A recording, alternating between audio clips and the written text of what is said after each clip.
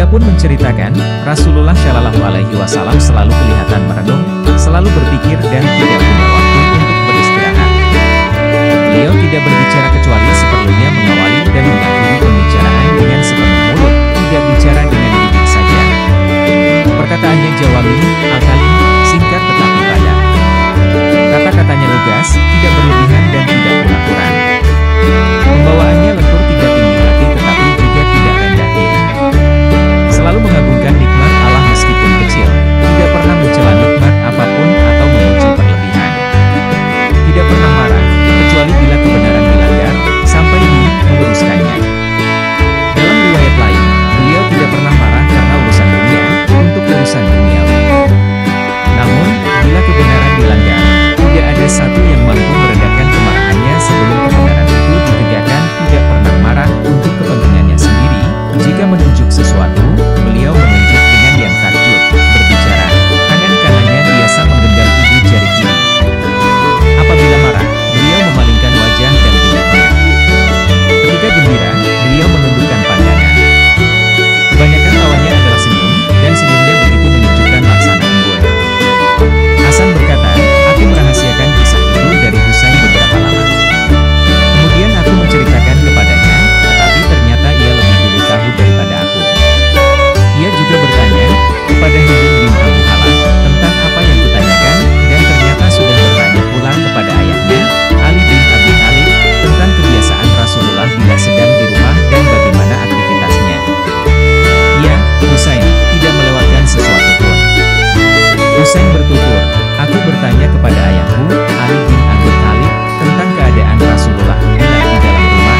Ia menjawab, beliau masuk rumah setelah mendapat izin untuk masuk. Di rumah, beliau membagi waktunya menjadi 3 bagian, 1 bagian untuk Allah, 1 bagian untuk keluarganya, dan 1 bagian untuk dirinya sendiri. Kemudian beliau membagi bagiannya sendiri untuk kepentingan pribadi dan untuk umat. Beliau lebih mementingkan orang lain daripada dirinya sendiri. Bila kaitannya dengan kepentingan umum, Rasulullah tidak mengurangi hak mereka sedikit pun, dan memperlakukan sama baik orang kebanyakan maupun orang yang punya kedudukan dalam agama. Namun, dari segi kepribadian, beliau lebih mengutamakan orang dari sisi ketakwaan atau kelebihan dalam agama. Di antara mereka ada yang memiliki 1 keperluan, ada yang memiliki 2 keperluan, ada pula yang memiliki beberapa keperluan. Beliau menyibukkan diri untuk mengurus kepentingan mereka, dan menyibukkan mereka dengan sesuatu yang bermanfaat untuk diri mereka sendiri dan orang banyak. Beliau menanyai mereka lalu memberi petunjuk tentang apa yang harus mereka kerjakan. Beliau bersabda, hendaklah yang hadir memberitahu yang tidak hadir. Sampaikanlah kepadaku hajat orang yang tidak bisa menyampaikan sendiri hajatnya kepadaku. Karena barang siapa menyampaikan kepada pemimpinnya hajat seseorang yang tidak bisa menyampaikannya sendiri, maka Allah akan meneguhkan kedua kaki orang itu pada hari kiamat. Tidak ada yang dimintakan kepada beliau selain sesuatu seperti itu, dan tidak ada yang menerima dari beliau selain sesuatu seperti itu. Para pencari ilmu mendatangi beliau dalam keadaan lapar, ilmu, dan tidak pulang kecuali setelah mengecap rasa, kenyang ilmu.